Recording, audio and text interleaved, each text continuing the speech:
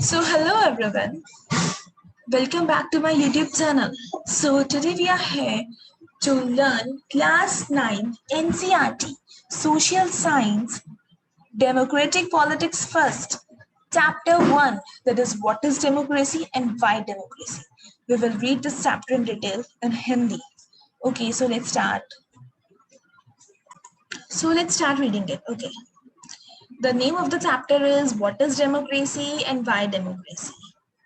It's overview, we will not read it. Okay, let's continue with the 1.1. What is democracy? Actually now what is democracy हमें ये भी पता होना चाहिए starting में. You have already read about different forms of government. हम already government के different forms के बारे में पढ़ चुके हैं.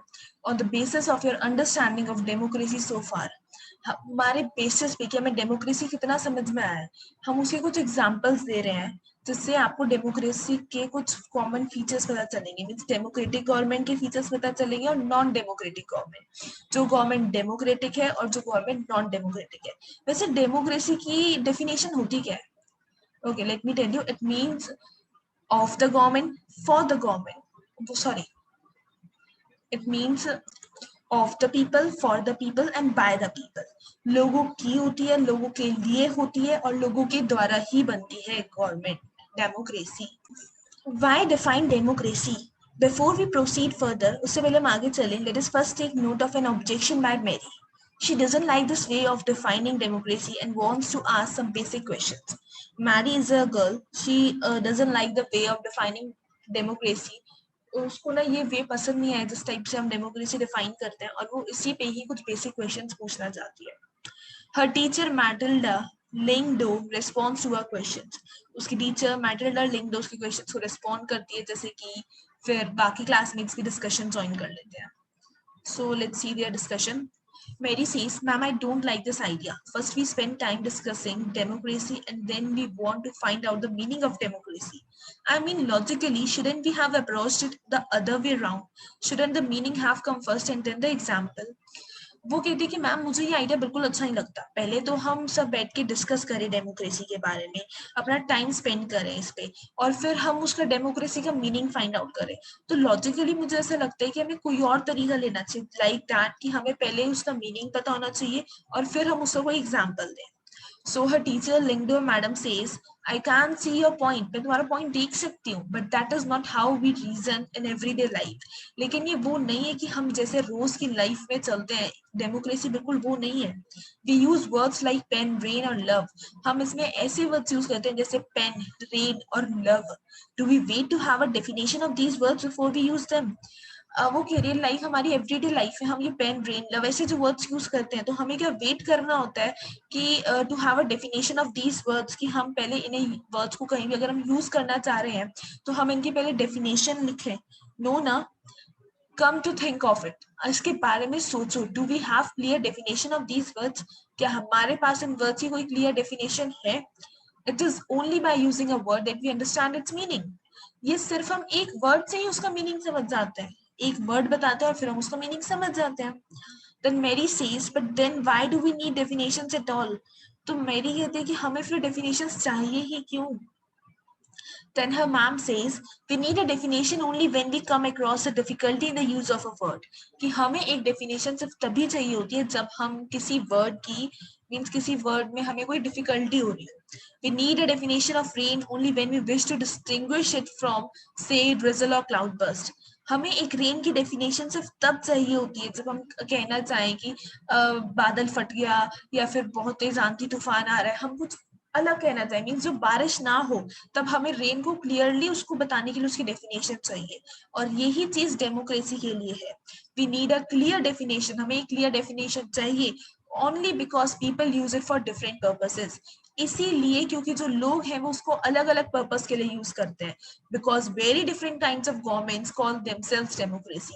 क्योंकि अलग अलग प्रकार की हर गवर्नमेंट ना अपने आप को ही डेमोक्रेसी बुलाती है. Ribby answer means it is one of them classmates. But why do we need to work on a definition? Then he says कि हमें एक definition पे work क्यों करना होता है? The other day you quoted Abraham Lincoln's to us. Democracy is the government of the people, by the people and for the people. I have told you before it only कि democracy जो है वो government, it is government है people की, people के लिए है और people के ही द्वारा है.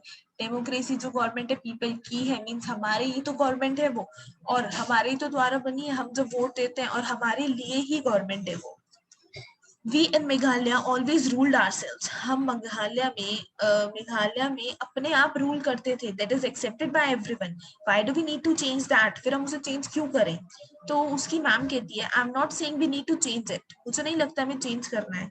मुझे भी ऐसा लगता है कि ये डेफिनेशन बहुत अच्छी है. But we don't know if this is the best way of defining unless we think about it ourselves. पर मुझे ऐसा नहीं लगता कि बेस्ट वे है इसे डिफाइन करने का अगर हम इसको अपने ऊपर नहीं सोचते. We must not accept something just because it is famous, just because everyone accepts it. हमें कोई भी चीज ऐसी एक्सेप्ट नहीं करनी चाहिए कि वो फेमस है या फिर हर कोई उसको एक्सेप्ट कर रहा है तो हम भी कर लें. Then Yolanda says, "Ma'am, can I suggest something?" We don't need to look for any definition. तो योलांडा says कि ma'am can I suggest something, क्या मैं कुछ सजेस्ट करूं, क्योंकि हमें किसी डेफिनेशन की जरूरत है ही नहीं. I read somewhere that the word democracy comes from a Greek word demokratia. मैंने कहीं पढ़ा था कि जो वर्ड है ना डेमोक्रेसी, ये ग्रीक वर्ड से निकलता है, that is demokratia. In Greek, demos means people and kratia means rule. Greek में demos का meaning होता है people और kratia का means होता है rule. So democracy is ruled by the people. This is the correct meaning. वो कहते हैं डेमोक्रेसी का मीन सिर्फ रूल बाय द पीपल, यही करेक्ट मीनिंग है. Where is the need to debate? फिर हमें डिबेट की क्या जरूरत है? What's the need for that ना? Then her teacher, Lingdo madam says, there is also a very helpful way of thinking about this matter. ये भी बहुत अच्छा तरीका है इस बारे में सोचने का. I would just say that this doesn't always work. मैं सिर्फ इतना कहूंगी कि ये हमेशा वर्क नहीं करता है. A word doesn't remain tied to its origin. एक वर्ड हमेशा ये नहीं है कि अगर जहां से वो वर्ड निकला है तो बस उससे ही हम उसको बांध दें. Just think of computers. Originally they were used for computing. That is to say calculating very difficult mathematical sums. कि ना कंप्यूटिंग के बारे में सोचो, जो कंप्यूटर से वो ओरिजिनली कैलकुलेटिंग के लिए यूज किए जाते थे, मींस बहुत डिफिकल्ट मैथमेटिकल सम्स के लिए. These were very powerful calculators. ये सबसे पावरफुल कैलकुलेटर्स थे. But nowadays very few people use computers for computing system. अब आजकल बहुत कम लोग कंप्यूटर्स को कंप्यूटिंग सिस्टम के लिए यूज करते हैं. They use it for writing, for designing, for listening to music and for watching films. वो उसको लिखने के लिए, डिजाइन करने के लिए, म्यूजिक सुनने के लिए और फिल्म्स देखने के लिए वॉच करते हैं. Words remain the same but the meaning can change with time. Word same रहते हैं लेकिन उनका meaning time to time change हो जाता है. In that case, it is not very useful to look at the origins of a word. इस case में ये बिल्कुल भी यूजफुल नहीं है कि हम एक वर्ड के बिल्कुल ओरिजिन पे देखें कि जहाँ से वर्ड निकला है बस वही उसका मीनिंग है. Then Mary says, ma'am, so basically what you are saying is that there is no shortcut to our thinking about the matter ourselves. So basically आप कहना चाह रहे हो कि कोई भी shortcut नहीं है हमारी thinking का, जो भी हम सोच रहे हैं. We have to think about this meaning. हमें इसके meaning के बारे में सोचना होगा और फिर and evolve a definition और एक definition बनानी होगी. Then her ma'am says, you got me right. Let us get on with it now. Then ma'am says to her कि तुमने मुझे पकड़ लिया बिल्कुल सही, अब इस पे आगे चलते हैं. Okay. Then there is an activity you can do it yourself. A simple definition. Let us get back to our discussion on similarities and differences among governments that are called democracies. हमारे discussion similarities पे जो when a group of people sits together and share their views, so the similarities and differences between them among the governments, these are known as democracies. One simple factor common to all democracies is a simple factor, that is the government is chosen by the people. कि government को लोग ही choose करते हैं. We could thus start with a simple definition. Democracy is a form of government in which the rulers are elected by the people. So we could see that the definition should be that democracy एक ऐसी form है government की जिसमें जो rulers हैं उसे people elect करते हैं. This is a useful starting point. This definition allows us to separate democracy from forms of government that are clearly not democratic. ये जो डेफिनेशन है ये हमें अलाउ करती है कि हम डेमोक्रेसी को सेपरेट कर सके अलग अलग गवर्नमेंट की फॉर्म्स के लिए जो कि clearly not democratic because it simply means democracy क्या है एक गवर्नमेंट है जो कि लोग इलेक्ट करते हैं those who happen to be in control of the army became the rulers of the country जो भी आर्मी के कंट्रोल में थे वो ना कंट्री के रूलर्स बन गए people had no say in this decision people कुछ लोग कुछ नहीं कह सकते इस डिसीजन में dictators like Pinochet child are not elected by the people dictators जैसे कि Pinochet child ये people के द्वारा elect नहीं किए जाते this also applies to monarchies the kings of Saudi Arabia rule not because the people have chosen them Saudi Arabia के Kings जो वो इसलिए ही रूल नहीं करते कि उन्होंने पीपल ने चूज किया है to do so but because they happen to be born into the royal family इसलिए रूल करते हैं क्योंकि वो एक रॉयल फैमिली में बॉर्न हुए थे हर जगह ऐसा नहीं होता कि डेमो इलेक्ट हम करें क्योंकि एक सऊदी अरेबिया में क्या होता है कि वही किंग रूल करेगा जो कि रॉयल फैमिली में लिव करो लाइक महाराजा रहा तो फिर उनके बेटे फिर ऐसे ही वर्क ऑन करेगा तो simple definition is not adequate ये सिंपल डेफिनेशन एडिक्वेट नहीं है it reminds us that democracy is people's rule ये हमें ये याद दिलाती है कि डेमोक्रेसी क्या है लोगों का राज करना but if we use this definition in an unthinking manner लेकिन हम इस डेफिनेशन को अगर एक अनथिंकिंग मीन्स गलत सोच में यूज करेंगे we would end up calling almost every government हम हर गवर्नमेंट को आई थिंक कि हम हर गवर्नमेंट बुलाना बंद कर सकते हैं that holds an election and democracy that would be very misleading means जो गवर्नमेंट अब इलेक्शन कर रही है तो फिर वो तो बंद ही हो जाएगा गवर्नमेंट को क्या जरूरत है ये मिसलीड कर सकता है हमें as we shall find out in chapter 3 जैसे कि अब हम चैप्टर 3 में ये पढ़ेंगे every government in contemporary world wants to be called a democracy हर गवर्नमेंट कहीं पे भी चाहती है कि वो ही डेमोक्रेसी कहलाए even if it is not act so अगर वो ऐसी नहीं भी है ना तो भी that is why we need to carefully distinguish between a government that is a democracy and one that pretends to be one इसीलिए हमें केयरफुली बहुत ध्यान से गवर्नमेंट के बीच में डिस्टिंग गवर्नमेंट और डेमोक्रेसी मतलब government that is a democracy and one that pretends to be one एक गवर्नमेंट जो कि सीरियसली असलियत में डेमोक्रेसी है और एक गवर्नमेंट जो कि प्रिटेंड करती है कि वो है पर है नहीं हमें उनके बीच में बहुत केयरफुली डिस्टिंग्विश करना है we can do so by understanding each word in this definition clearly and spelling out the features of a democratic government हम कैसे कर सकते हैं ये एक एक इसके फीचर्स को अच्छे से पढ़ने से so let's carry on features now the main point of the chapter starts here. 1.2 Features of democracy. We have started with a simple definition that democracy is a form of government in which the rulers are elected by the people. हमने एक simple definition से start किया था जो मैं आपको पहले बता चुकी हूँ उसका meaning. This raises many questions. ये बहुत सारे question raise करती है. Who are the rulers in this definition? इस definition में rulers कौन है? Which officials must be elected for any government to be called a democracy? किसको elect किया जाना चाहिए government के लिए कि मतलब वो democracy कहलाए? Which decisions may be taken by non-elected officials in a democracy? कौन से decisions लेने चाहिए non-elected जो elect नहीं होते उन officials को democracy में? What kind of election constitutes a democratic election? कौन किस type का election एक democratic election constitute करता है? What conditions must be fulfilled for an election to be considered democratic? क्या conditions fulfill की जानी चाहिए एक election में कि जिससे वो democratic कहला सके?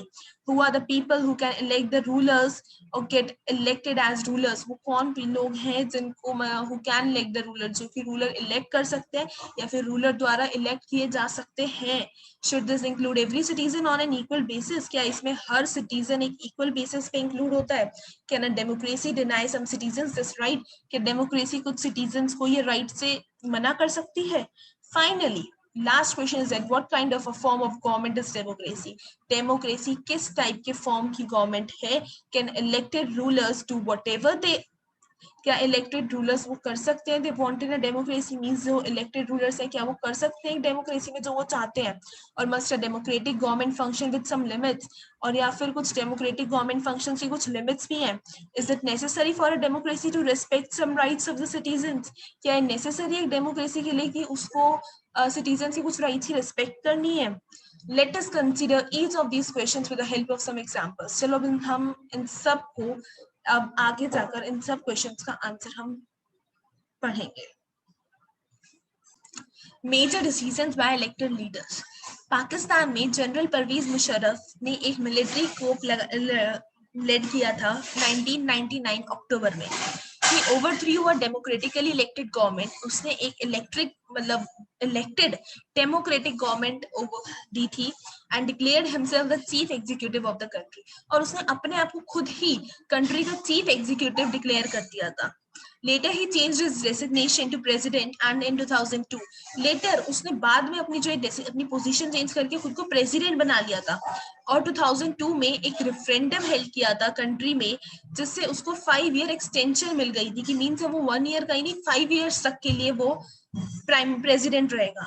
Pakistani media, human rights organizations and democracy activists said that the referendum was based on rulers. Pakistan की मीडिया ने, ह्यूमन राइट्स ऑर्गेनाइजेशन और डेमोक्रेसी एक्टिविस्ट ने ये कहा कि ये सब रेफरेंडम किस पे बेस्ड है, रूलर्स पे बेस्ड है कि रूलर्स जो चाहे वो कर सकते हैं। मींस रूलर्स ऐसा तो नहीं होगा जो रूलर्स चाहे वो कर सकते हैं। Rulers they can not take the final decision, वो खुद फाइनल डिसीजन नहीं ले सकते। The power to take final decision rested with army officials and with general Musharraf and none of them were elected by the people. Power जो थी final decision लेने की वो ना उन्होंने आर्मी ऑफिशियल्स को दे रखी थी और जनरल मुशर्रफ को, और वो जो ये दोनों थे ना, इन्हें पीपल ने इलेक्ट नहीं किया था। बहुत सारी जगह ऐसा होता है, they formally have an elected parliament and government but the real power is with those who are not elected. Means ये ना एक पार्लियामेंट और गवर्नमेंट इलेक्ट कर लेते हैं लेकिन रियल पावर उसको देते हैं जो इलेक्टेड नहीं होता। मीन्स ये जो दोनों थे जनरल मुशर्रफ और आर्मी ऑफिशियल्स, ये इलेक्ट नहीं किए गए थे लेकिन ये अपना रूल चलाते थे वहां पे। इन अ फ्यू कंट्रीज, कुछ कंट्रीज में जो रियल पावर होती है ना was with some external powers, वो कुछ एक्सटर्नल रियल पावर ना कोई और लेता है and not with locally elected representatives. This can not be called people's rule. इसे हम पीपल्स रूल नहीं कह सकते क्योंकि पीपल जिसको इलेक्ट करता है वो तो मेनली रूल करता ही नहीं है, उसके कोई और रूल कर रहा है। This gives us the first feature, ये हमें फर्स्ट फीचर देता है कि in a democracy the final decision making power must rest with those elected by people. First feature ये है डेमोक्रेसी का कि एक डेमोक्रेसी में जो फाइनल डिसीजन है ना वो making power must rest with those elected by the people, उन्हें ही लेना चाहिए जिन्हें लोगों ने इलेक्ट किया है। Oh, actually, no, we have to read from here. We have left this para. कि अगस्त 2002 में उसने एक लीगल फ्रेमवर्क ऑर्डर इशू किया था जिसने पाकिस्तान का कॉन्स्टिट्यूशन अमेंड किया था। इस ऑर्डर के अकॉर्डिंग प्रेसिडेंट ना कोई भी नेशनल प्रोविंशियल असेंबली को डिसमिस कर सकता था, मना कर सकता था। जो वर्क होता है एक सिविलियन कैबिनेट का, वो सुपरवाइज करता है नेशनल सिक्योरिटी काउंसिल, जो कि मिलिट्री ऑफिशियल्स ही डोमिनेट करते हैं। इस लॉ के पास होने के बाद जो थे इलेक्शंस नेशनल और प्रोविंशियल असेंबलीज में हेल्ड होने लगे, इसलिए पाकिस्तान में भी जो इलेक्शंस होते थे इलेक्टेड रिप्रेजेंटेटिव्स में उनके पास कुछ पावर्स होती थी, लेकिन जो फाइनल पावर होती थी rested with military officers and General Musharraf himself. Final power military officers और जनरल मुशर्रफ अपने आप ले लेते थे। Clearly there are many reasons, बहुत सारे रीजंस है कि पाकिस्तान जनरल मुशर्रफ के अंडर है, should not be called a democracy, तो वो डेमोक्रेसी नहीं कहलाता है। But let us focus on one of these, लेकिन हम इनमें से फोकस कर रहे हैं। Can we say that the rulers elected by the people in Pakistan, कि हम कह सकते हैं कि रूलर्स जो है वो लोग पीपल इलेक्ट करते हैं पाकिस्तान में? Not quite. People may have elected their representatives to the national and provincial assemblies. People national और प्रोविंशियल असेंबलीज में इलेक्ट करते हैं but those elected representatives were not really the rulers. लेकिन वो इलेक्टेड रिप्रेजेंटेटिव्स सच में रूलर्स नहीं थे।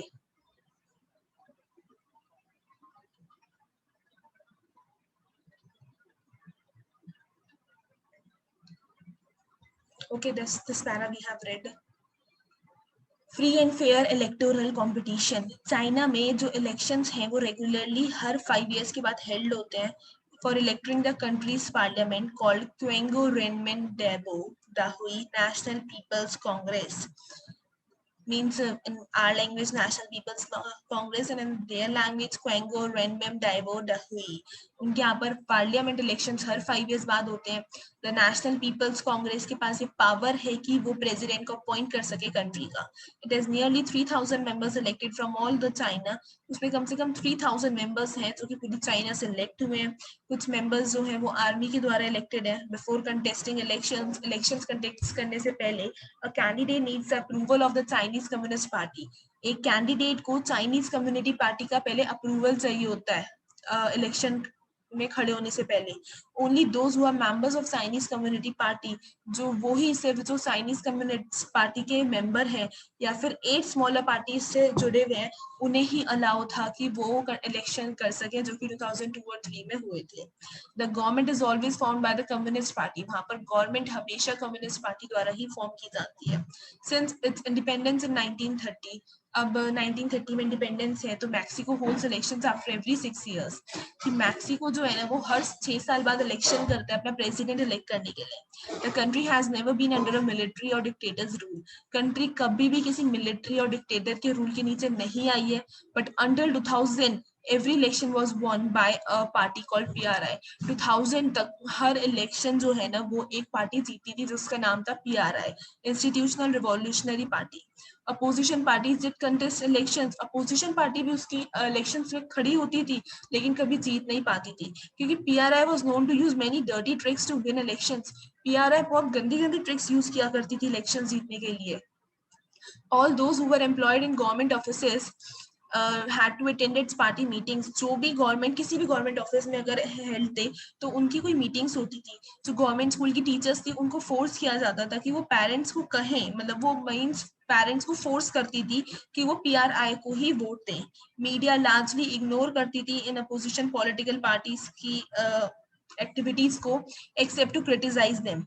Sometimes the polling booths were shifted from one place to another in the last minute, which made it difficult for people to cast their votes।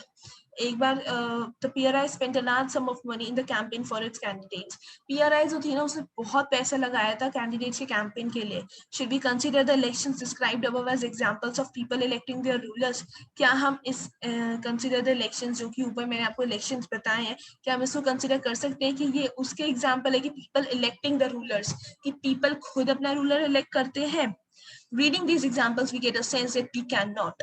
इस example को पढ़ के हमें पता चलता है कि ऐसा नहीं है। There are many problems here। यहाँ पे बहुत प्रॉब्लम्स हैं। चाइना में इलेक्शंस पीपल को ऑफर नहीं करते, उनकी कोई चॉइस मायने नहीं रखती। They have to choose a ruling party and the candidates approved by it। उन्हें बस एक रूलिंग पार्टी चूज करनी होती है और कैंडिडेट्स जो अप्रूव हो जाते हैं। Can we call this a choice? क्या हम इसे एक चॉइस बुला सकते हैं? The Mexican example, people seem to really have a choice। Mexican के example में लोगों की सच में एक choice मायने रखती थी, but in practice they had no choice। लेकिन उस practice में उनकी कोई choice ही नहीं थी। There was no way the ruling party could be defeated। ऐसा कोई तरीका ही नहीं था कि उस पार्टी को हराया जा सके। Even if people were against it, अगर people उसको नहीं जिताना चाहते थे तब भी वो उसको नहीं हरा पाते थे। These are not the fair elections। We can thus add a second feature to our understandings of democracy। इसलिए हम second feature add कर सकते हैं हम हमारी thinking में democracy की। Holding elections of any kind is not sufficient। Holding किसी भी काइंड का इलेक्शन होल्ड करना ही सफिशिएंट नहीं होता। Elections must offer a real choice between political alternatives. Election को एक रियल चॉइस ऑफर करनी चाहिए जिससे वो अपनी पॉलिटिकल ऑल्टरनेटिव्स के बीच में डिस्टिंग्विश कर सकें। And it should be possible for people to use this choice to remove the existing rulers. और ये भी पॉसिबल है कि हम इसको पीपल की चॉइस बना सके, जिससे अगर वो चाहते हैं तो वो पुराने रूलर्स एग्जिस्टिंग रूलर्स को रिमूव कर सके। So a democracy must be based on a free and fair election where those currently in power have a fair chance of losing. सो इसीलिए डेमोक्रेसी बेस होनी चाहिए फ्री और फेयर इलेक्शन पे, जहाँ पर जो कि जिनके पास अब पावर है उनकी भी कोई फेयर मीन्स कोई चांस होना चाहिए लूज करने का। We shall find out more about a democratic election in chapter 3। हम इसके बारे में कुछ डिटेल में चैप्टर 3 में पढ़ेंगे। One person, one vote, one value। Earlier we read about how the struggle for democracy was linked to the demand for universal adult franchise। पहले हमने पढ़ा था कि स्ट्रगल डेमोक्रेसी का स्ट्रगल पहले कैसे UAF के उस पे डिमांडेड था, means universal adult franchise. This principle was now come to be accepted almost all over the world। अब ये प्रिंसिपल पूरे वर्ल्ड में एक्सेप्ट कर लिया गया है कि means the people who are over the age of 18 have the right to vote। Yet there are many instances of denial of equal right to vote। अभी भी बहुत लोग ये कहते हैं, मतलब इस चीज को मना करते हैं कि सबको इक्वल राइट नहीं होना चाहिए वोट करने का। अंटिल 2015 तक ना सऊदी अरेबिया में वुमेन को ये राइट नहीं था कि वो वोट कर सके. Estonia has made its citizenship rules in such a way that people belonging to Russian minority find it difficult to get the right to vote. Estonia ने अपनी सिटीजनशिप रूल्स ऐसे बना रखे थे कि वहाँ के जो लोग हैं ना, जो रशिया माइनॉरिटी मीन्स छोटी जाति के हैं रशिया से, उन्हें ये मतलब वो वोट नहीं कर सकते थे. फिजी में जो इलेक्टोरल सिस्टम था वो ऐसा था कि एक इंडिजिनस फिजी का मोर वैल्यू है इंडियन फिजियन से. मीन्स दैट कि इंडिजिनस मीन्स फिजी मीन्स जो फिजी का मीन्स जो फिजी का मेन मीन्स जो पर्सन फिजी में ही बॉर्न हुआ है, मदरलैंड है जिसकी फिजी, वो इंडिजिनस फिजी की ज्यादा वैल्यू थी एक इंडियन फिजियन से. मीन्स जो फिजी मतलब जो पर्सन इंडिया से फिजी में रहने आया है, एक इंडियन फिजियन से वहां पर एक इंडिजिनस फिजी की ज्यादा वैल्यू मानी जाती थी और उसकी ही वोट मानी जाती थी. इंडियन फिजियन की वोट की कोई वैल्यू नहीं थी वहां पर. Democracy is based on a fundamental principle of political equality. Democracy जो है ना वो एक फंडामेंटल प्रिंसिपल पे बेस्ड है, मतलब पॉलिटिकल इक्वालिटी के कोई प्रिंसिपल पे बेस्ड है. ये हमें थर्ड फीचर बताता है डेमोक्रेसी का कि in a democracy each adult citizen must have one vote and each vote must have one value. कि हर एक एडल्ट सिटीजन का एक वोट जरूर होना चाहिए और हर एक वोट की एक वैल्यू होनी चाहिए. इसके बारे में हम आगे चैप्टर 3 में डिटेल में पढ़ेंगे. Okay, at least one man, one vote. That is only I liked it better when I was the one man and the one vote. Rule of law and respect for rights. Zimbabwe attained independence from white minority rule in 1980. Zimbabwe को independence मिली थी white minority rule से, means छोटे लोगों के rule से 1980 में. Since then the country has been ruled by ZANU PF, the party तब से इस कंट्री को ZANU-PF रूल कर रही है. ये पार्टी ने फ्रीडम स्ट्रगल किया है. उसका लीडर रॉबर्ट मुगाबे ने कंट्री को उसकी इंडिपेंडेंस से रूल कर रहा है. इलेक्शंस हर साल होते थे, लेकिन हर साल कौन जीतता था? रेगुलरली होते थे मींस, और ZANU-PF उसको जीतती थी. President Mugabe was popular. President Mugabe popular था, but also used unfair practices in elections में, लेकिन वो गलत काम करता था, means unfair practices जीतने के लिए. Over the years, his government changed the constitution several times to increase the powers of president. हर साल उसकी गवर्नमेंट कॉन्स्टिट्यूशन बहुत बार चेंज कर देती थी, पावर्स बढ़ा देती थी प्रेसिडेंट की, and make him less uncountable. Opposition parties workers were harassed and their meeting disrupted. Opposition party workers को हैरेस किया जाता था, कि मीटिंग्स को खराब कर दिया जाता था.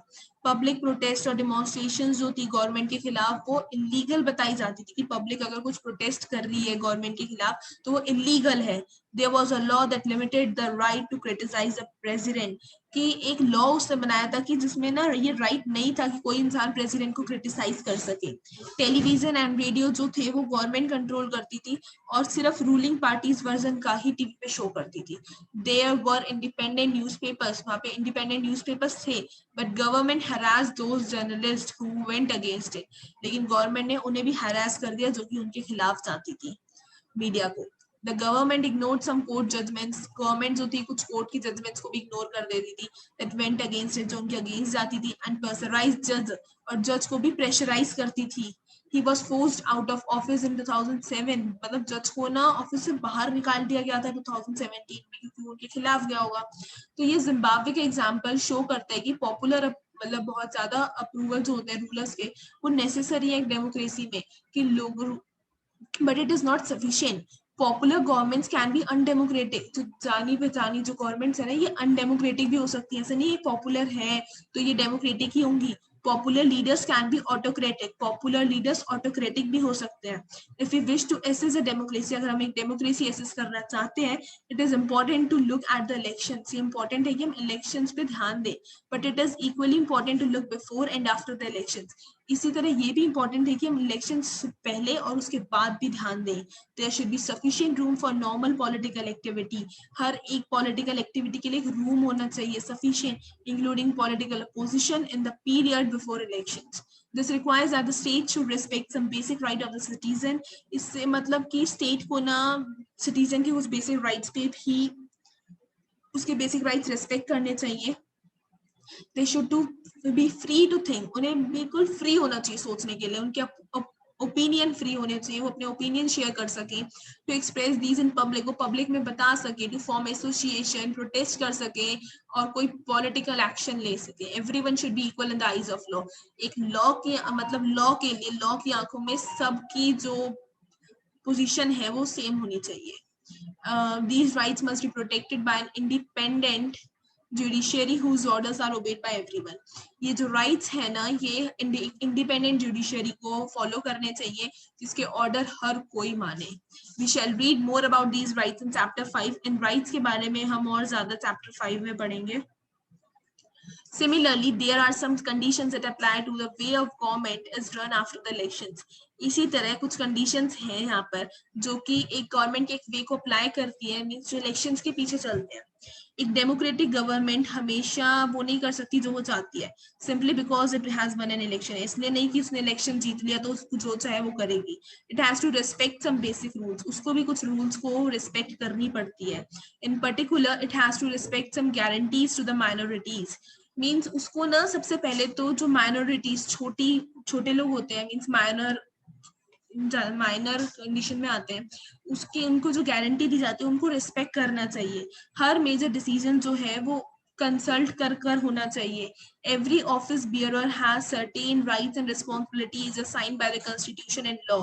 हर ऑफिस में जो भी बियरर है उसकी सर्टेन राइट्स हैं, रिस्पॉन्सिबिलिटीज है, जो कि वो कॉन्स्टिट्यूशन और लॉ के अकॉर्डिंग ही करता है। Each of these is accountable, and not only to be the people but also to other independent officials. Not only to people but also to other independent officials. हम इस chapter के बारे में और ज्यादा डिटेल में चैप्टर 4 में पढ़ेंगे। Both these aspects give us the fourth and final feature of democracy. ये सारे एस्पेक्ट्स हमें फाइनल और फोर्थ और फाइनल फीचर देते हैं डेमोक्रेसी का, जो ये है कि एक डेमोक्रेटिक गवर्नमेंट जो है rules within limits sets by constitutional law and citizen rights, की वो लिमिट्स जो कि सेट की गई है कॉन्स्टिट्यूशन लॉ और सिटीजन राइट्स के द्वारा, उसी में ही रूल करती है, उसके बाहर वो रूल नहीं कर सकती। Summary definition, let us sum up with the discussion so far. हमने एक सिंपल डेफिनेशन से स्टार्ट किया था कि डेमोक्रेसी गवर्नमेंट की form in which the rulers are elected by people. हमने फाउंड किया कि जो डेफिनेशन है खाली एडिक्वेट नहीं थी। हमने इसको एक्सप्लेन कर दिया through a series of example से। हमने हमारे फीचर्स पे बहुत वर्क किया through a series of examples. we worked out 4 features. हमने इसके 4 features निकाले डेमोक्रेसी के as a form of government. Accordingly, democracy is a form of government, जिसमें accordingly ना डेमोक्रेसी एक फॉर्म ऐसी गवर्नमेंट है जो कि जिसमें रूलर्स जो है वो लोग इलेक्ट करते हैं और सारे मेजर डिसीजंस लेते हैं।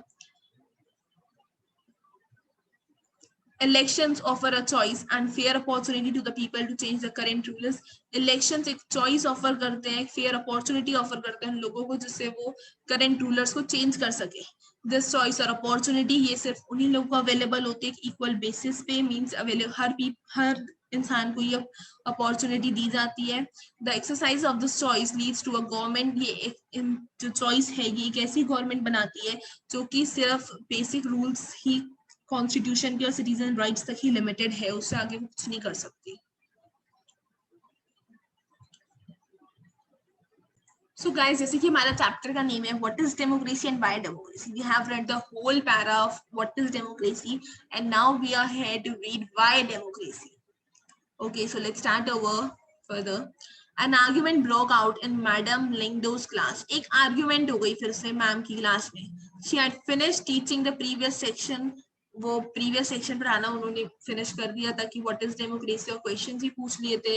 If they thought democracy was the best form of government की, अगर स्टूडेंट्स को ऐसा लगता है कि डेमोक्रेसी बेस्ट फॉर्म है गवर्नमेंट की, so everyone had something to say, सबके पास कुछ ना कुछ है। Debating merits of democracy, so I think you can read it yourself because these are the only conversation between a class. Can read it yourself. Madam Lingdo was listening to this discussion with interest. Madam Lingdo ने इस discussion को बहुत interest से सुन रही थी. Now she stepped in. उन्होंने कहा, I was delighted to see you all arguing so passionately. कि मुझे बहुत अच्छा लगा कि आप सब इतने passion से argue कर रहे हो. I don't know who is right and who is wrong. मुझे नहीं पता कौन सही है कौन गलत है. That is for you to settle. ये सब आप लोगों को खुद ही settle करना है. But I did feel that you all wanted to speak your mind. लेकिन मुझे ऐसा लगता है आप सब अपने अपने दिमाग से कुछ बोलना चाहते हो. You may have felt very bad if someone tried to stop you. आपको बहुत बुरा लगा होगा, कोई आप बोलना चाह रहे हो और किसी ने आपको रोक दिया, और if someone punished you for that saying when you felt, अगर आप कुछ बोल रहे हो और किसी ने आपको बोलने के लिए पनिश किया तो आपको क्या फील हुआ? Would you be able to do that in a country that is not democratic? क्या आप ये सब एक कंट्री में कर सकते हो जो डेमोक्रेटिक नहीं है? मीन्स कि कोई बोल रहा है तो आप उसको रोक दो या फिर उसको पनिश कर दो। Is that a good argument for democracy? क्या ये एक अच्छी आर्ग्यूमेंट है डेमोक्रेसी के लिए? आर्ग्यूमेंट, अब हम आर्ग्यूमेंट्स पे ही पढ़ेंगे डेमोक्रेसी के against. This conversation has most of the arguments that we routinely hear against democracy. इस कन्वर्सेशन में मोस्टली यही आर्ग्यूमेंट्स थी जो कि हम रूटीन में अपने डेमोक्रेसी के अगेंस्ट सुनते हैं। Let's go over some of these arguments. Leaders keep changing in a democracy. Leaders change होते रहते हैं डेमोक्रेसी में। This leads to instability. ये इंस्टेबिलिटी को लीड करता है। इंस्टेबिलिटी मीन्स की वही ऐसी सिचुएशन जिसमें कोई भी हमें चेंज करना पॉसिबल होता है। डेमोक्रेसी सब पॉलिटिकल कंपटीशन है, पावर प्ले है, जिसके पास पावर है वो कुछ भी कर सकता है। There is no scope for morality. इसमें कोई चांस ही नहीं है मॉरलिटी लेने का, मीन्स इससे हमें कोई मॉरल मिल ही नहीं सकता। बहुत सारे people, so many people have to be consulted in a democracy that it leads to delays. बहुत सारे पीपल को बहुत हैव टू बी कंसल्ट किया जाता है डेमोक्रेसी में, जिससे बहुत लेट भी हो जाता है। Elected leaders do not know the best interest of the people, it leads to bad decisions. जो लीडर्स को इलेक्ट किया जाता है, अगर उन्हें बेस्ट इंटरेस्ट नहीं पता लोगों का कि उन्हें कैसी गवर्नमेंट चाहिए, तो ये बहुत बैड डिसीजंस लीड करता है। Democracy leads to corruption. Democracy से करप्शन होता है and it is based on electoral competition. किस लिए भाई करप्शन होगा? इलेक्टोरल कंपटीशन पे बेस्ड है, क्योंकि पूरी ordinary people don't know what is good for them. साधारण लोगों को पता ही नहीं कि उनके लिए क्या अच्छा है। दे शुडंट डिसाइड एनीथिंग। वो कुछ डिसाइड ही नहीं करते अपने लिए। Are there some other arguments against democracy? क्या डेमोक्रेसी के खिलाफ आपके पास और भी आर्ग्यूमेंट्स हैं that you can think of, जिसके बारे में आप सोच सकते हो? Which of these arguments applies mainly to democracy? इनमें से कौन सी आर्ग्यूमेंट mainly डेमोक्रेसी में अप्लाई करती है? Which of these can apply to misuse of any form of government? में से कौन सी ऐसी है जो कि गवर्नमेंट से मिसयूज में यूज की जाती है? Which of these do you agree with? आप इसमें से किससे एग्री करते हो? क्लियरली डेमोक्रेसी जो है एक मैजिकल सॉल्यूशन है सभी प्रॉब्लम्स का। It has not ended poverty in a country. इससे हमारी कंट्री में पॉवर्टी, गरीबी खत्म नहीं हुई है। And in other parts of the world, किसी भी बहुत सारे पार्ट्स ऐसे वर्ल्ड के जहाँ गरीबी खत्म नहीं हुई है। Democracy as a form of government. Democracy जैसे कि गवर्नमेंट की फॉर्म है, सिर्फ ये इंश्योर करती है कि पीपल अपने डिसीजन खुद ले सकते हैं और डिसीजंस उनके अच्छे ही होंगे। Decisions will be good. this doesn't guarantee that their decisions will be okay. ये चीज गारंटी नहीं करती है कि उनके डिसीजन अच्छे हो। if we are electing anyone, 4 people are standing now, let me annotate, like 4 people are standing in election. These are 2 very good persons and these are 2 very bad person. If the vote of the people goes very much to this person and it wins by 1 vote only, I think he got 400 votes and he got, who is a very good person, 399 votes. By 1 vote only this man wins. And when the people will say I have given vote to him, this is not a good person, the government shouldn't be elected like that, so that doesn't guarantee कि ये चीज guarantee नहीं करती democracy की जो people का decision है वो अच्छा ही हो। पीपल का डिसीजन गलत भी हो सकता है।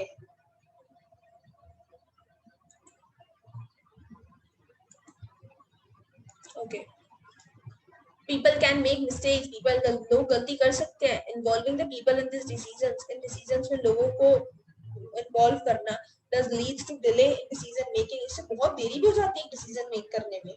it is also true, ये भी सच है कि democracy frequent changes लाती है, बहुत सारे changes लाती है। कभी कभी this can set back the decisions and affect the government's efficiency. These governments show the democracy of the kind we see many not be the ideal form of government. ये arguments हमें ये दिखाती है कि डेमोक्रेसी इतनी types की होती है, तो जरूरी नहीं है कि जो हम चूज करें वही आइडियल फॉर्म ऑफ गवर्नमेंट की। But that is not a question we face in real life. लेकिन ये वो क्वेश्चन नहीं है जो हम रियल लाइफ में फेस करते हैं।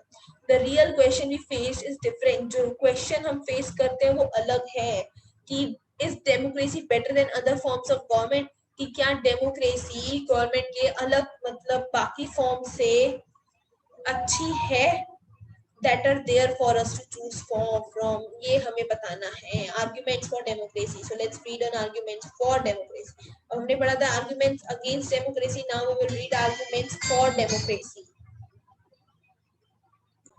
China's famine of 1958-1961, the worst recorded famine in world history. China की famine 1958 से 1961 तक लेकर इस चाइना में अकाल कह दो, कुछ प्रॉब्लम आई थी, कमी पड़ गई थी किसी चीज की 1958 से 1961 तक. तो सबसे वर्स्ट रिकॉर्डेड फेमाइन है पूरी दुनिया की हिस्ट्री में, सबसे बेकार. Nearly 3 crore people died in this famine. कम से कम 3 करोड़ लोग मर गए थे इस फेमाइन में. कोई अकाल पड़ा था, किसी चीज की कमी, जैसे कहते थे ना ड्रॉट पड़ना. ड्यूरिंग दोज डेज, उन डेज के time India's economic condition was not much better than China. India की इकोनॉमिक कंडीशन इतनी बेटर नहीं थी चाइना से. Yet India didn't have a famine of the kind China had. पर ऐसा सही था कि इंडिया की कभी ऐसी कंडीशन हुई नहीं थी जैसे चाइना में फेमाइन आया था. इकोनॉमिस्ट ये सोचते हैं that this was a result of different government policies in the two countries. की जो result है ना different government policies का है दो countries में.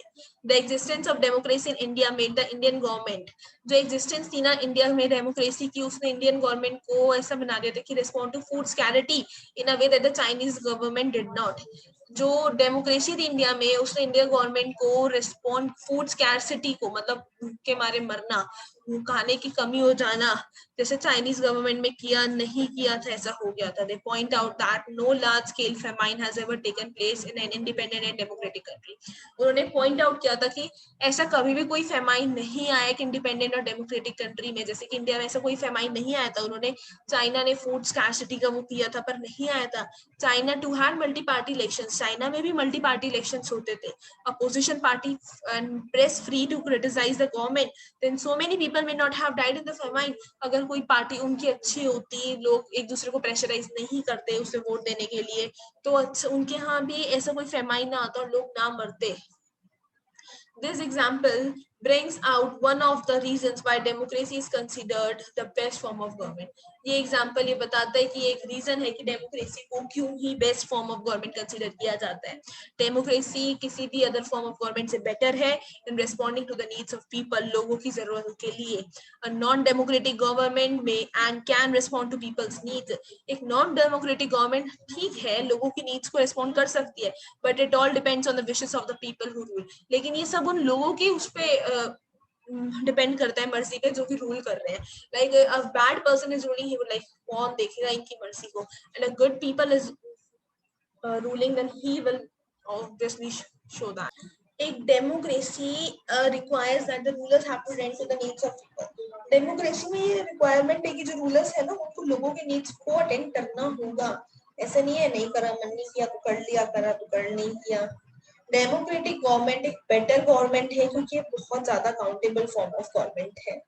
There is another reason why democracy should lead to better decisions than any non democratic government. और भी एक बहुत रीजन है कि डेमोक्रेसी को बेटर डिसीजन पे लीड करना चाहिए than any non democratic government से. डेमोक्रेसी कंसल्टेशन मतलब बातचीत और डिस्कशन पे ही डिपेंड करती है. डेमोक्रेटिक डिसीजन हमेशा बहुत सारे लोगों के डिस्कशंस पे इन्वॉल्व होता है और मीटिंग्स पे इन्वॉल्व किया जाता है, बहुत लोगों की राय ली जाती है. When a number of people put their heads together, जब बहुत सारे लोग अपने सिर सेम चीज के लिए हिलाते हैं.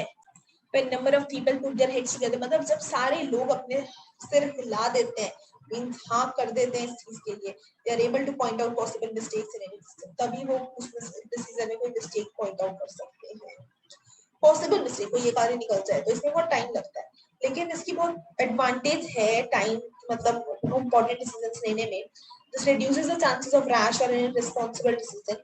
इससे ही होता है कोई गलत फैसला नहीं लिया जाता. इसीलिए डेमोक्रेसी जो है डिसीजन मेकिंग का भी क्वालिटी इंप्रूव करती है.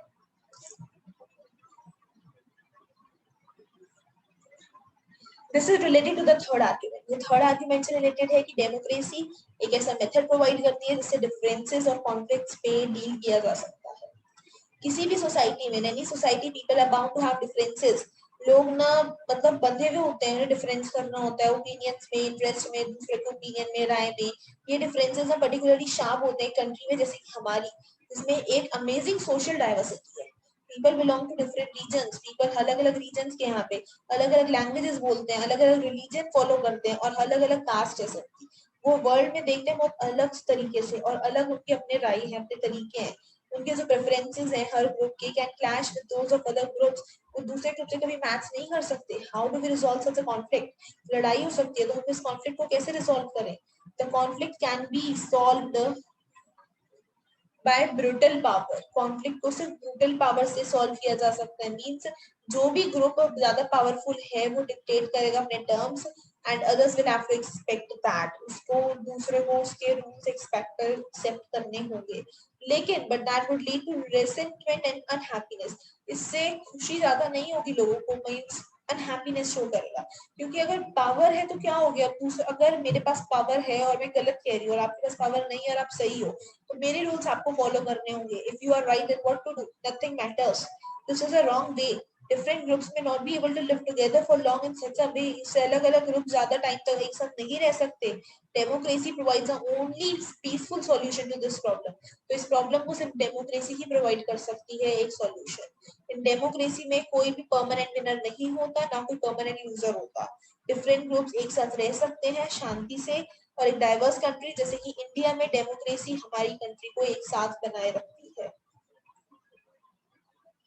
These three arguments were about the effects of democracy on the quality of government and social life. ये तीन arguments डेमोक्रेसी के effects पर थी, गवर्नमेंट की क्वालिटी और सोशल लाइफ पे. लेकिन जो स्ट्रॉन्गेस्ट आर्ग्यूमेंट है डेमोक्रेसी की, is not about what democracy does to the government. जो स्ट्रॉन्गेस्ट आर्ग्यूमेंट है डेमोक्रेसी को इस बारे में नहीं है कि डेमोक्रेसी करती क्या है government. It is about what democracy does to the citizens. ये इसलिए है कि वो गवर्नमेंट के लिए क्या करती है, इसलिए नहीं कि वो लोगों के लिए क्या करती है. Even if democracy doesn't bring about better decisions, अगर डेमोक्रेसी बेटर डिसीजंस नहीं लेती है और अकाउंटेबल गवर्नमेंट नहीं है, it is still better than other forms of government. फिर भी वो बाकी टाइप की गवर्नमेंट से ही बेटर ही है, क्योंकि वो इक्वालिटी तो प्रोवाइड कर रही है. Democracy enhances the dignity of citizens. ये सिटीजंस की डिग्निटी को एनहेंस करती है डेमोक्रेसी. एज वी डिस्कस, जब जैसे कि हमने ऊपर डिस्कस किया कि डेमोक्रेसी जो है ये पॉलिटिकल इक्वालिटी के प्रिंसिपल पर बेस्ड है और recognising that the poorest and the least educated has the same status as rich and educated. कि जो सबसे गरीब भी हो या सबसे कम पढ़ा लिखा भी हो, उसका भी वही स्टेटस है जितना एक अमीर का और पढ़े लिखे का है. People are not subjects of a ruler, they are the rulers themselves. People किसी के अंदर काम नहीं करते हैं, किसी रूलर के नीचे नहीं, वो खुद ही अपने रूलर है. Even when they make mistakes, they are responsible for their conduct. अगर वो गलती भी करते हैं तो वो ही responsible अपने conduct के लिए. फाइनली डेमोक्रेसी एक बेटर फॉर्म है दूसरी गवर्नमेंट्स के फॉर्म से, because it allows us to correct its own mistake. क्योंकि वो हमें अलाउ करती है कि हम उसकी मिस्टेक्स को करेक्ट कर सकें. As we saw above, there is no guarantee that mistakes cannot be made in a democracy.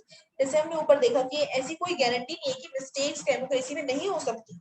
No form of government can guarantee that. ऐसी कोई भी गवर्नमेंट की फॉर्म ये चीज गारंटी नहीं करेगी. The advantage in a democracy is, democracy में एक ही एडवांटेज है और वो है कि ऐसी मिस्टेक्स को छुपाया नहीं जा सकता लंबे समय के लिए. There is a space for public discussion on these mistakes. कोई जगह होती है पब्लिक डिस्कशन के लिए, मींस एक जगह बनाई जाती है जिसको पब्लिक इस पे मिस्टेक्स पे डिस्कस कर सके, और एक रूम होता है करेक्शन के लिए. Either the rulers have to change their decisions.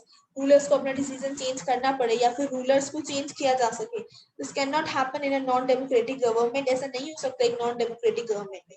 Late us sum it up. इसको सम अप करते हैं. Democracy cannot get us everything. Democracy हमें हर चीज नहीं दे सकती and is not the solution to all our problems. और ये हमारी सारी प्रॉब्लम्स का सॉल्यूशन भी नहीं है, but it is clearly better than any other alternative that we know. लेकिन ये किसी की अलग ऑप्शन से तो बेटर ही है ना. जैसे हमें पता ही है, it offers better chances of a good decision. कम से कम ये एक बेटर चांस तो देती है एक अच्छा डिसीजन लेने की. It is likely to respect people's own wishes. ये लोगों की विशेस को रिस्पेक्ट करती है और डिफरेंट काइंड्स के लोगों को एक साथ रहने के लिए अलाउ करती है. Even when it fails to do some of these things, अगर वो कभी फेल हो जाती है ऐसे कुछ करने से, it allows a way of correcting it's mistake. वो आपको ये भी अलाउ करती है कि आप उसी गलती को सुधार सके. And offers more dignity to all citizens. और सभी सिटीजंस को डिग्निटी प्रोवाइड करती है. इसीलिए डेमोक्रेसी को best form of government consider किया जाता है.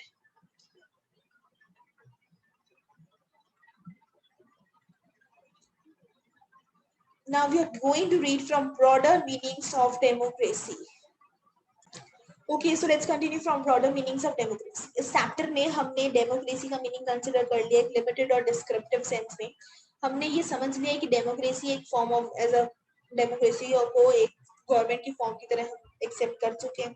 This way of defining democracy helps us to identify a clear set of minor features that a democracy must have.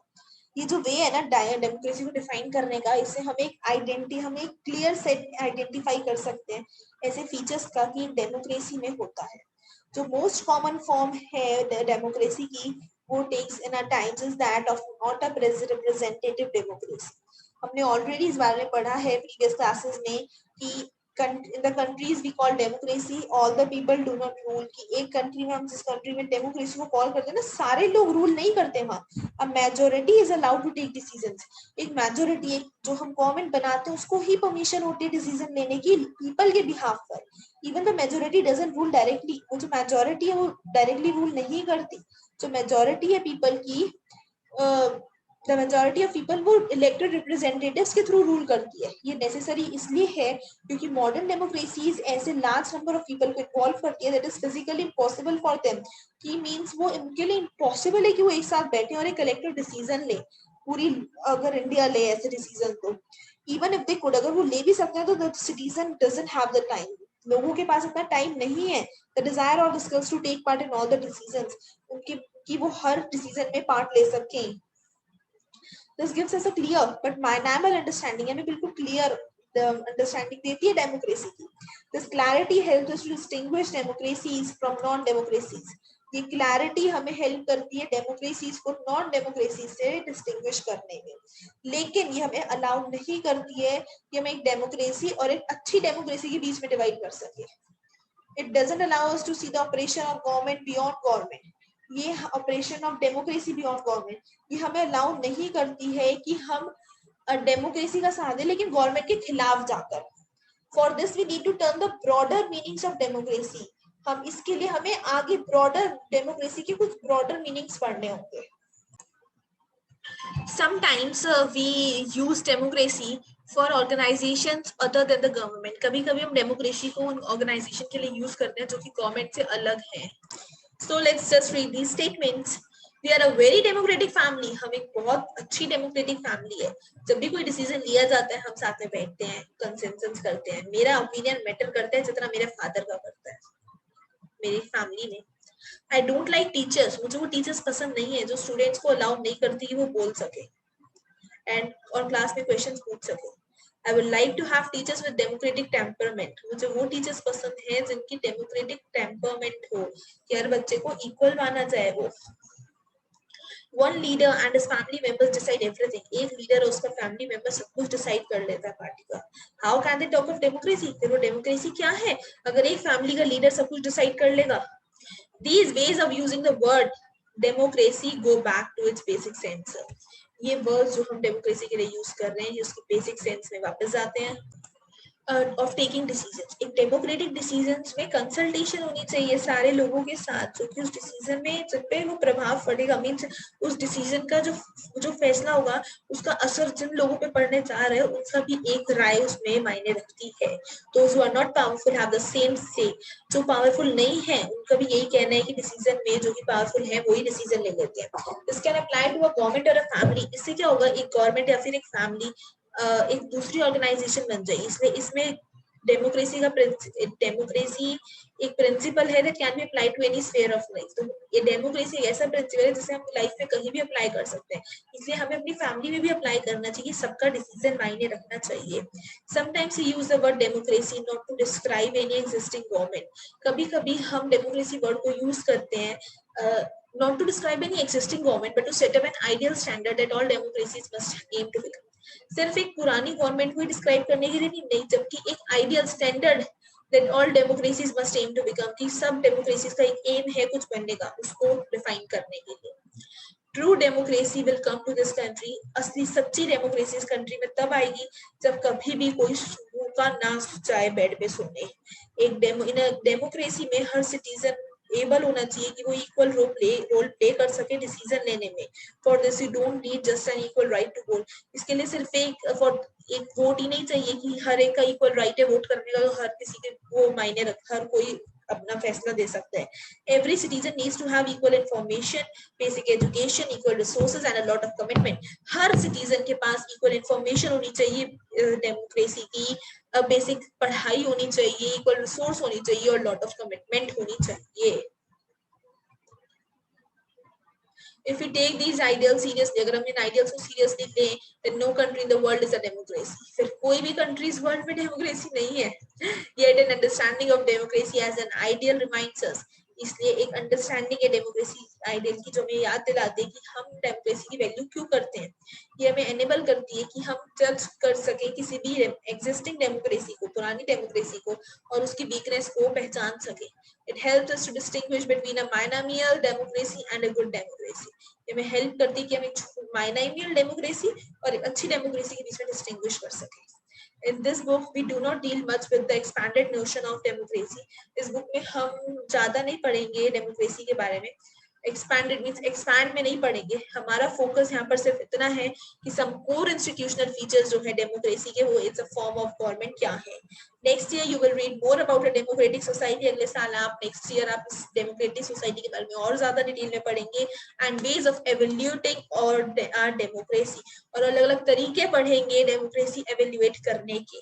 At the stage we just need to note, इस stage पे हमें सिर्फ ये चीज note करनी है कि democracy can apply to many spheres of life, की डेमोक्रेसी कहीं बहुत सारे लाइफ के जगह अप्लाई की जा सकती है, और डेमोक्रेसी बहुत सारी फॉर्म्स दे सकती है. They can be various ways of taking decisions. बहुत सारे तरीके होते हैं डिसीजंस लेने के एक डेमोक्रेटिक मैनर में, as long as a basic principle of consultation on an equal basis is accepted. The most common form of democracy, सबसे कॉमन फॉर्म है डेमोक्रेसी की आज के वर्ल्ड में, वो ये है कि rule through people elected representatives, कि वही लोग रूल करें जिनको पीपल ने इलेक्ट किया है. We shall read more about that in chapter 3. इस बारे में हम और ज्यादा चैप्टर 3 में रीड करेंगे. लेकिन अगर कम्युनिटी छोटी है तो बहुत सारे तरीके हैं डेमोक्रेटिक डिसीजन लेने के. All the people can sit together, सब लोग साथ बैठ सकते हैं, डिसीजन डायरेक्टली ले सकते हैं. दिस इज हाउ ग्राम सभा should work in a village. इसी तरह ग्राम सभा को वर्क करना चाहिए विलेज में. सिर्फ पंचायत के ओनर कोई डिसीजन नहीं लेना चाहिए. Can you think of some other democratic ways of decision making? क्या आप कुछ और भी तरीके सोच सकते हैं डेमोक्रेसी के डिसीजन मेक करने के लिए? This also means that no country is a perfect democracy. इसका मतलब ये भी है कि कोई भी कंट्री परफेक्ट डेमोक्रेसी नहीं है. जो फीचर्स है वो डेमोक्रेसी के जो हमने इस चैप्टर में डिस्कस करे, वो सिर्फ मिनिमम कंडीशंस प्रोवाइड करते हैं डेमोक्रेसी के. That doesn't make it an ideal democracy, जो इसे आइडियल डेमोक्रेसी प्रोवाइड नहीं करती है. Every democracy has to try to realize the ideals of a democratic decision. Her democracy को मतलब ये चीज रियलाइज करनी चाहिए कि वो डेमोक्रेसी डिसीजन के आइडियल्स पे काम कर सके मेकिंग पे. This can not be achieve once and for all. ये एक ही बार में अचीव नहीं कर सकते हम हमेशा के लिए. This requires a constant effort. इसमें बहुत मेहनत चाहिए to save and strengthen democratic forms of decision making, जिसे हम डेमोक्रेटिक फॉर्म्स ने डिसीजन लेने के बढ़ा सकें. What we do as citizens can make a difference to making our country more or less democratic. अब क्या कर सकते हैं अगर एक कंट्री डिफरेंस बनाती है ज्यादा या कम एक डेमोक्रेटिक कंट्री में? ये स्ट्रेंथ और वीकनेस है डेमोक्रेसी की. हमारी कंट्री का फेट है जो कि सिर्फ हम रूलर्स पे डिपेंड नहीं करते हैं कि वो क्या करेंगे, but mainly what we do. और सबसे ज्यादा किस पे डिपेंड करता है हम डेमोक्रेसी? जो हम लोग कर रहे हैं, जो सिटीजंस करते हैं, मेनली इस पे डिपेंड करता है. This is what distinguish democracy from other governments. यही है जो डेमोक्रेसी को अलग करता है बाकी गवर्नमेंट से.